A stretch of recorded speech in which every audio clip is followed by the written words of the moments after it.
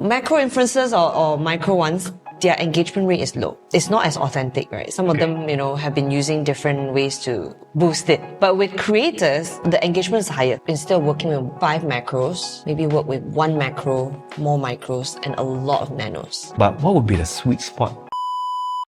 Everyone knows you. Me? Yeah. Shermaine or Cult Creative? Cult Creative. So, Shermaine, thank you for joining me in this little session. I think there's a lot to learn from you.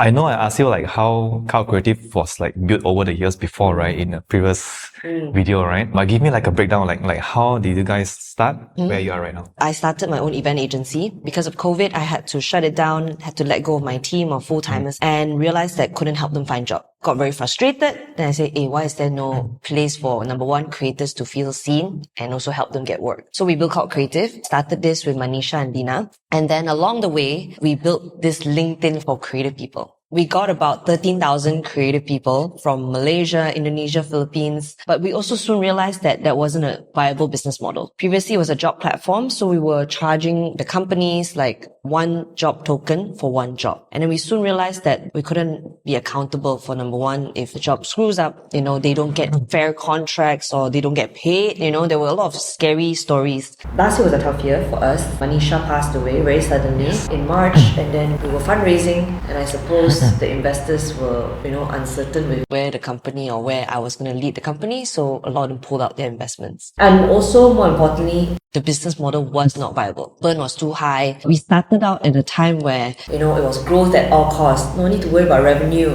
By June, we only had 2 months runway left. And then we had to do a hard pivot, and also I had to do some layoffs, unfortunately. I had to lay off my tech team because I realized that we don't need a tech, we just need businesses, we just need customers again, right? You need sales. We need sales, right? We need sales.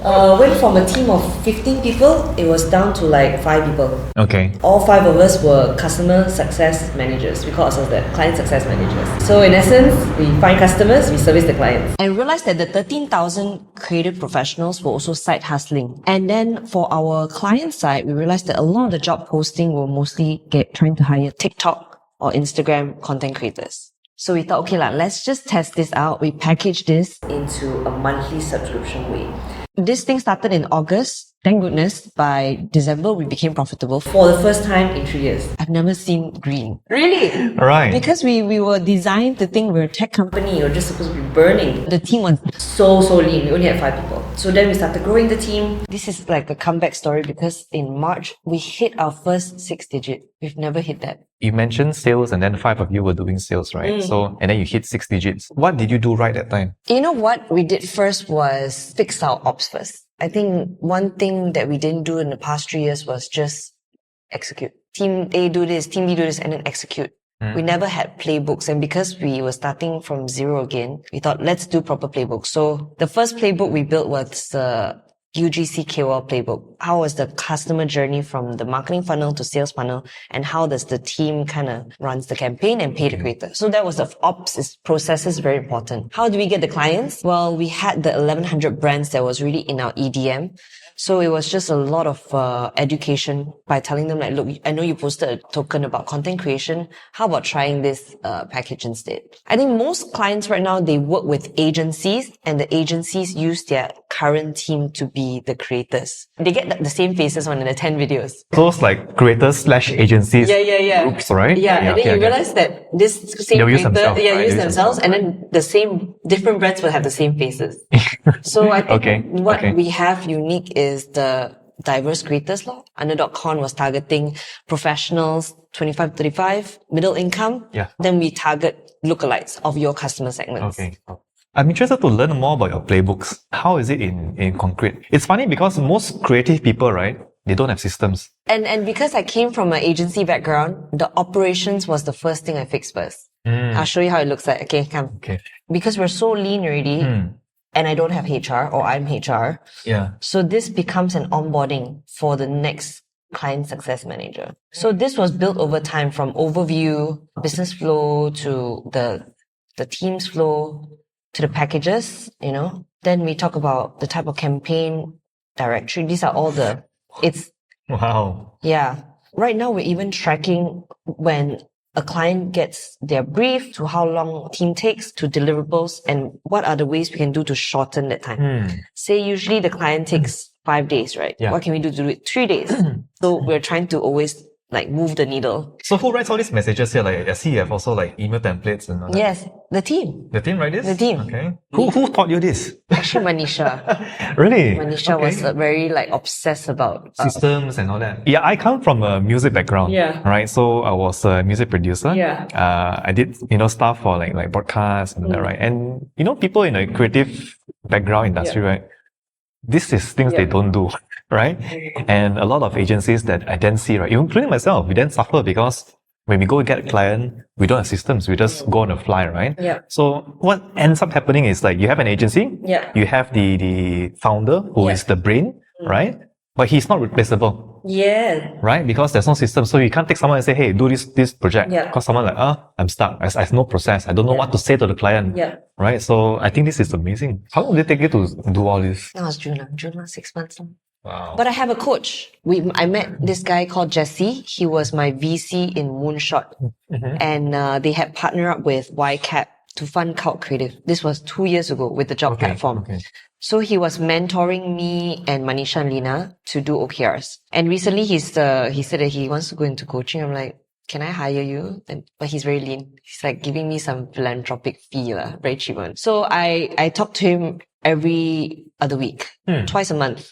Okay. And now he's helping Atik, my product lead, to do product management. This is very rare in the world of creatives. Yeah. So you're a gem right here. You have something good going on. Really. Let's jump back to UGC. Okay. Right? So UGC stands for? User generated content. Okay. What is one thing that most brands and businesses get wrong when it comes to UGC? I feel that there is an opportunity for brands to leverage on UGC with strategy. But first, they need to understand their own brand persona and customer persona. So I think the biggest assumption is you just, do a challenge or a giveaway and then expect people to do user-generated content, right? I think if you have a more strategic approach to, say, targeting this promotion or this baju, then you can look back in your customer segment and then find creators that can create content like that. So it should have strategy. So we always ask the client 2 objectives. Is it for building brand awareness or is it to increase conversion, which is ads or sales? When you go down the path, then you can think about which channels is a better brand fit. And then you can also think about where does your customer segment live?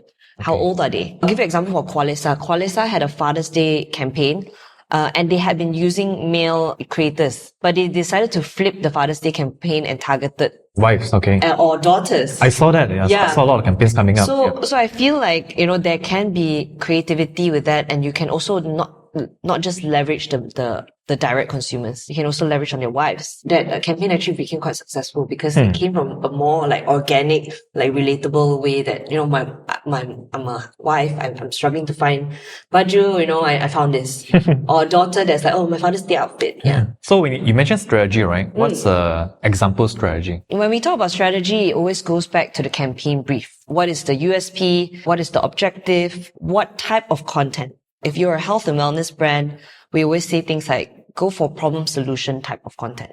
Okay. If you want to do something that's pushing awareness, let's do trends and audio. You can also do Get Ready With Me, which are more storytelling or day in life. So content direction is also a strategy. And then beyond that is thinking about the copy, right? Do you want it to add a link that drives back to conversion? Clients also ask, can I take the video and post it on my platform? Yes, you can. Some brands like F&B outlets realize that they like the creators to post on their platform and they repost it like, thank you so much for trying my product. So there is a lot of strategy behind it. Yeah. Okay, so UGC, right? I mean, for a business, let's say I'm a restaurant today, right? Yeah. There's so many ways I can market my restaurant, right? Yes. So if you take something like popular like paid ads versus UGC. Yeah. What are your thoughts on it? You know what I noticed? That how this really blew up for me was, do you get Circle DNA ads? I do. Back then a lot. Do you know that me and you get the different Circle DNA ads? You probably get the gout one. Yeah. I always get the mom one. So then I realized that Circle DNA had understand their customer segments so well. I soon realized that actually a lot of brands think that my customer only looks one type. And that's why the Qualesa video was so cool, because they were targeting a different profile. So same like Circle DNA. If you ask a Gen Z girl, she probably gets something that, take care of her skin. And then that made me realize that actually they understood their customer profile really well. And then they realized the right ad copy, the right video format worked, and then they boosted that into ads. That's why we see it so frequently in different versions. I always see, mine is always a mother taking care of family. And then I ask my husband, he sees different kinds of gout problem from different faces. So I feel like there is a wave of using UGC videos to become ads. Together, right? Together. And going back to the restaurant client, right? There's so many ways you can do this. You can do a interview with the chef. You can do a date night. You can do girlfriends going out for dinner. So there are so many ways to target different type of personas. But if you think in a larger sense, if you want to build awareness, then you showcase the team, showcase the chef. But you want to build conversion, then you go straight to, oh my God, I had this amazing meal with my husband that day. Oh, it was my girlfriend's birthday. We celebrated in this restaurant. So these are different content direction for different purposes. One is awareness and one is for conversion. Take the example of the restaurant, right? So I have my strategy right now. I have UGC and I also have paid ads. So I'm doing it together, right? Yeah. How often should I run a UGC campaign? What do you typically see in the market? We have restaurants that actually do consistent UGC, just so their socials feel like, wow, There's things going there's on. food going on, and like, wow, why is everybody going? And you know how restaurants always like, there's a phase, right? And after that, it dies out. Like they come out like KL foodie or something. Yeah, and then it just goes down, right? So we have clients that want consistently 5 to 10 creators posting. And because UGC is pretty organic, so it gets posted different time. Or we can also work with the client to define when you want it posted. Week 1, you post more on this coffee beans. Week 2, we do this. You focus on different themes. Yes. Okay. Yes. So we can do consistently, but we have clients that just launch a new menu. So they hosted 10 creators at one sitting. Would you suggest like a business to use the same creators again, or I would study A/B test it. If you already have a couple persona, you have a single girl, and then you can even test out different age group, different races, and then see which video does the best, and then double down in that for the next month. Do you see any disconnect between like brands, like they want certain messaging to be a certain way, but the creator has their own style or way of doing it? And how do you all solve that? When we get a campaign brief from the client, we also tell them you need to choose a variation of content direction. You can't just only do problem solution, because the entire thing is about authenticity, right? Yeah. If the client chooses problem solution, get ready with me, and some of them even do like ASMR, which is fun. So how we brief the creators must follow the campaign brief. The team also includes references on videos that work. Who would you say is your biggest competitor? I would say party posts, because they have the tag. I know most people would think that agencies are our competitors, but I think we've been working with agencies closely. They see us as an extension. So right now we work with Naga DDB, we work with Chariot Agency, Mad Hat, Growth Ops. These are really big agencies giving us big brands, and we love that. Party Post will be our competitor because they will have a tag. This ops is already in a tag already. And that's something we need to work towards. But I think there are goods and bad, right? I mean, if everything is fixed into stone, into a tag, then you're rigid. Correct me if I'm wrong. Around 3,000 to 4,000 for the beginning package, right? And then that gives you 10 credits or so. And it sounds very attractive, because for the same amount of money that I spend on paid ads, right, I could put into this, even if I'm a small business. A small SME would typically spend anywhere from few thousand, like 2,000 up to 10,000 even for this paid ads, right? What if they take like 30-40% of their budget and put inside UGC and combine it with their current campaign, right? That could be something. So it's very attractive. Do you think this is one of the main attraction points or USP, right, to choosing a UGC strategy compared to going for an influencer? Definitely. Let's go to performance, right? Yeah. Macro influencers or micro ones, their engagement rate is low, right? And a lot of times we realize that they might even beef it up. It's not as authentic, right? Some of them, have been using different ways to boost it. But with creators, the engagement is higher. You don't have to pick and choose, but you can actually work with more faces. Instead of working with 5 macros, maybe work with 1 macro, more micros, and a lot of nanos. So, okay, nano, your definition of nano is 1,000 To 10,000. to 10,000 Yeah. followers. Yeah. Right? Micro will be above that. 10 to 100K. 10 to 100K. 10 to 100K is still micro. Wow. Right. So I know you have packages, right, where people can choose like certain number of creators, but what would be the sweet spot? Like how many creators? If you're looking for consistency, you should at least have about 5 to 10 a month. But if you're looking to create a big bang for your campaign, go straight for the 30 package. 30 creators. I know 30 sounds a lot, right? But you can actually spread out the content. The content doesn't have to just happen everything in 1 month. When brands plan their campaigns, you can do pre, during, and post. So I'll give you an example with Body Shop. They are very used to influencers, and that's the management lah. It's work what? But they have 100,000 followers. It must work. But so we're trying to show that look, with the same budget, instead of working with more macro or micro, only work with, I think we proposed 10 micro already. 10 micro, but different personas as well. Yeah. One can be hijabi, one is a couple, one is professional, blah, blah, blah. With the 10, so they've created a campaign with 10 micros going to a salon for hair experience. But I said, let's not waste that. Let's use also the products as a way to seed to UGC creators. So we got another 15 UGC creators, and this one is a bit more lifestyle driven. So it's those videos you've seen like, put the shampoo, then they scrub their hair, or like this one is on the go. So we're going to distribute that concurrently. So we are doing 5 UGC creators pre-campaign. During that week of the event, then there'll be a lot of the KOL posting. And then we'll amplify it again with the UGC creators with using it every day. So we space out the content for over a month and a half. Okay. But for 30 creators lah. I think the attraction to user-generated content creators, right, is to me, right, is the relatability that I share with these people. Yeah. Right? So when someone is like 100 steps away from me, I cannot relate to that person anymore, you know. Although, they're using this product, you know, it's cool and all that, but I cannot relate to them because, you know, in the past conferences, I had other speakers like, Over, High Blender, you know, the bottle. And then because they became friends, they say, hey, Reuben, I give you a bottle, do something. And I actually created a video for them, right? And then what's funny is that I had friends after that calling me and say, hey, this over thingy legit or not? I said, I don't know. And then, I thought you advertised for them. But you believe in it, right? I did. Yeah. And then I was walking around in my taman, you know, where I stay, right? If you watch the video. Okay, so it was this over, you know, like cold sleeve to ease your muscles, right? So in the video, I said, I have chicken legs. You have chicken legs. I have chicken legs, right? So I use it on my legs, right? So I was walking around the field and said, hey, I don't see chicken legs. Someone shouted at me and said, and he saw the ad, right? So I thought that was very relatable, right? And people start calling me, asking me, like, is this product legit or not, right? That works, right? Although I don't consider myself as a creator per se, I think. That's the crazy thing. Like, I'm trying this out myself, but the thing is, as a UGC creator, you have your own influence as well.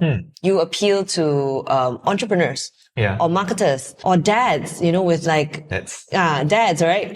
My persona beyond Cloud Creative is mother of 3, trying to fit health and fitness in her lifestyle, struggling to balance. That is my key message. Okay. So I've been getting I myself been getting brands also. I've been getting, I got Focus Food to do the health one. Because I'm always ranting, like, you know, I'm trying to fit in health into this busy schedule. I got Farm Fresh, and I also got Qualisa. Even though it's Shermaine as Cloud Creative, but at the same time, I'm also a mother. I'm also a wife trying to juggle my health and wellness, right? That's the beauty of UGC. You know how there's very UGC creators? But there's also people like me and you are creative sometimes, and we love editing. I actually find it quite fun. Do you find it fun? If you have the time. I have the time. Yeah, it is. But actually, it's okay one. There's so many AI tools now, and we've been guiding our... And I think like the editing part, right, takes you away from the busyness of work. So you have a bit of like that off time to play around with stuff, you know, and just feel like a little project. Yeah, like a little project on the side, right? And that regenerates you, I think. So and then with Cloud Creative, you can earn too. I should join Cloud Creative. You should join. I will put your profile in as dad. All right. So since we're talking about you, right? I want to go into what's your week like as a CEO of Cloud Creative. On Monday and Tuesdays, we do physical days. So that means physical days in our office. We rent at Collabs The Starling. We have a very sweet arrangement. Shout out to Collabs, because they have this 30-day pass, 7-day pass or something like that.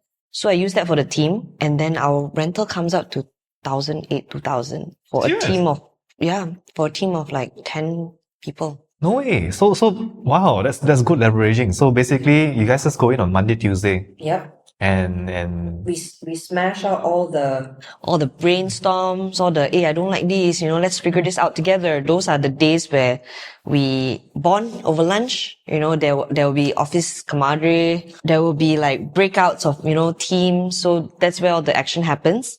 And then Wednesday, Thursday, Friday is work from home. But we're also quite casual. So I also noticed the team has been working together in cafes. Sometimes they come here. I want to try to introduce optional the third day already. I feel like with the momentum that we have and looking at how like happy they are together, actually a few of them say like, can I come in extra days? Because I think after COVID, being at home for so long, you just kind of want energy, you know? So I'm considering adding on a third day, but optional first for the team. And I want to be there. And I know a few of them say, hey, actually, I'm more productive. So do optional first, and then we'll see how the team feels. But a big thing that we do is work-life integration. Right. So I'm a mother of 3. That's why this hybrid thing really works well for us. And that's why I had to implement all the processes so that I can make sure that... So they fall back to systems, right? Yes, I can output, like, look, we already know very clearly, the timeline says you take 5 days, right? This is overdue, the client is complaining, so it's all output. Yeah, but you'll be surprised how many companies do not have a system like this. Yeah. Right? I mean, as a marketer, I work with a few companies, big hairy mess, and then they're just running around in circles like headless chickens, everybody, and like... And then you come in, you don't even know where to start, right? Yeah, you don't understand. Like I'll give you a good example, right? So, in marketing, work with creatives, right? Let's say you have a company logo. Everybody will like, hey, where's this logo? Hey, and they start bothering each other on Slack and all that, right? When you can just take this logo, put up somewhere, and everyone can just access it anytime they want, right? So something as simple as that takes a lot of time, right? And then some companies are like, meetings. And my philosophy is like, if it's a meeting for 5 people, a 1 hour meeting, that's not 1 hour, that's 5 hours gone, right? So no systems. Very, very How do you manage this meeting thing? I'm still struggling with that. Okay, so before I go to the meeting thing, right? You mentioned adding a third day, right? Hybrid is great. And the working from home thing is great. So I'm like fully remote. I think having physical meetups is great, but not too much. Why? Because when you have only 2 in a week, it becomes more meaningful. If you're going to see each other for like Monday to Friday, we will start taking for granted. I do meet up with my team like once every 1-2 months. But that day itself, right? It's very meaningful. Back to back, we are very focused. We don't sit around and all that, right? So we do have meetings, but only very, very little. The rest are all documented. So we all write a lot. We put all into Basecamp. And if there's something that we have to update that cannot be updated via text, we'll record a Loom video. And then anyone can watch it on their own time. And then they will get, this is the brief for this particular client. I have this reading AI tool that if I miss meetings, this tool is there. To record it, and also it transcribes it, and it also has bullet points on who is supposed to do what. It's the one you added during our call, right? It's that one. And then I received like then email your face, as well. you got a picture there, right? And it's so that's my one. So even there are days when the client adds me, but I send, say, Duya to lead the client call. I don't have to be there, so I get that AI tool now. Lately, I've been doing more check-ins with my team, 15 minutes. A day. And I'm trying to do like 30 minutes with the HODs. HODs once a week, just to align on the OKRs. And then I used to do 15 minutes check-in. Why? Because I also realized that when you are hybrid, sometimes this gets so cool, right? Morning, Shermaine asked me to do this. So with the 15 minutes check-in, I will actually say that, just rant, but also identify your blockers and how I can help you. But I'm slowly trying to manage that again because the team size is getting bigger already. So that was actually more of a weather report for me. Team happiness and productivity is quite important. What's your current marketing funnel like for Cloud Creative? Okay, I want to be damn honest, Reuben. Okay. We do all the funnel stuff for our clients. We've never done it for ourselves. We're a typical agency. That's typical agency, yeah. Because when we were still testing out UGC keyword, right? We didn't know whether it was going to work, but we had to still track, right? So then we started tracking, these are all, I know this is the clients in 2023. This is the clients in 2024, right? Right. So we gone down to track even types of industry, the size of the project, and how long. But more importantly, we started to track origins. Where did they come from? Okay. Right? Then you can see like Where's the Where's best the source? biggest? I had a question, right? Like, should I add on a second sales guy? Is a sales guy the best way to close? I haven't think about marketing yet, dude. I'm just thinking about sales. Well, that's I good know, because sales is just coming in, right? right? So we were thinking, okay, don't care about marketing yet. Let's just figure out sales, right? So then I even added SW is me, LE is Lena. There's also Danish, which is the BD lead, and Duya. So we're tracking time spent and also revenue size. Because it doesn't matter if Shermaine brings in the most client, right? But what if her client size all 2K, right? So that's also not. So then we started looking at, okay, revenue per project that Shermaine brings in. So with that, then we can check out the cost per project, and then because Lina and I were deciding like how much should we spend on ads, because it's always that very weird way of like you spend on ads and then you get this, you get this. So with this way, it's working backwards. You already kind of know what clients work best, how much they spend, then you can see what is your max cost for CAC. We don't spend more than 500 per client. No. So that means there's something wrong here. Danish Mukta is the sales lead. So I think he's spending too much time. I like this.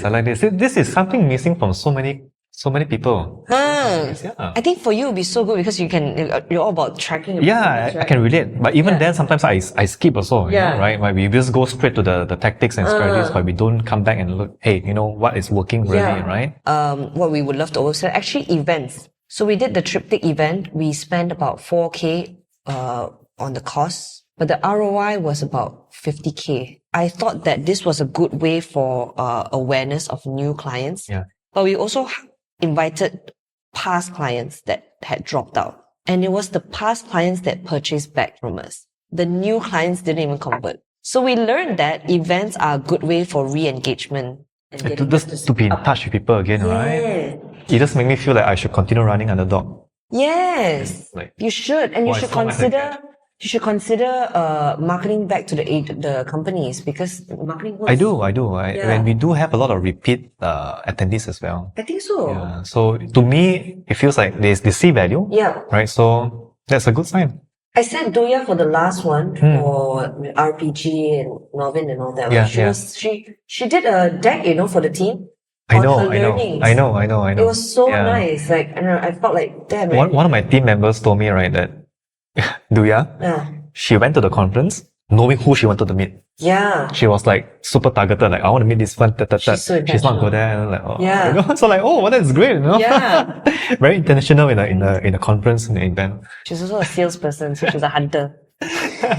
How do you incentivize your people? Okay. Do you share with them like commissions or? Yes. So for Cult Creative, our metrics is retention rate and also customer scores, right? We have this, benchmark that it cannot drop below 70%, and our NPS score has to be above 7, right? So that is one of the metrics for the client success team. And then we also realized that, like I mentioned just now, how hard is it to acquire a new customer? We do one event, they're not convinced yet. The bottom of funnel is usually people that already have tried us or already know about us. So re-engagement is actually the easiest way to close clients. And I also want to encourage the team to go out and also meet new clients. You say they work together. Yeah. You're not in the client success team, but you are close to a marketing guy. Okay. If they pack together and they close the deal, I said, maybe you rev share with how does it work? Like 3% shared or 3% per person? Per person, given out quarterly. Every quarter, their commission will be compiled. Okay. And then given out quarterly. BD and also sales. BD has their own fixed one already. Okay. My BD guy is actually on part-time. So I don't even have a full-time salesperson. I'm also a salesperson. Lena is the salesperson. So interestingly, the client success managers get the comm only because they hold the biggest clientele. Right now, active campaigns that we have is about 30. 30 active campaigns, we work about 120 creators. So if we can just maintain the active 30 campaigns, it's consistent revenue for us really. Or even get the same clients to add up. So they become the tool. That's like per customer success manager. Yeah. Anything else you'd like to add before we end this? What keeps you up at night? Always thinking about the possibility of where this can go. When we started out, it was a job platform, and we became regional, and I want to have that same mission again to make this platform a regional play, able to let, creators in Malaysia get jobs in Australia, vice versa. So it has always been about cross-border opportunities for both brands and creators. So what keeps me up at night is always like, hey, you know what if I do this feature? What if I do this event? There's so much like tinkering that happens at night. Yeah.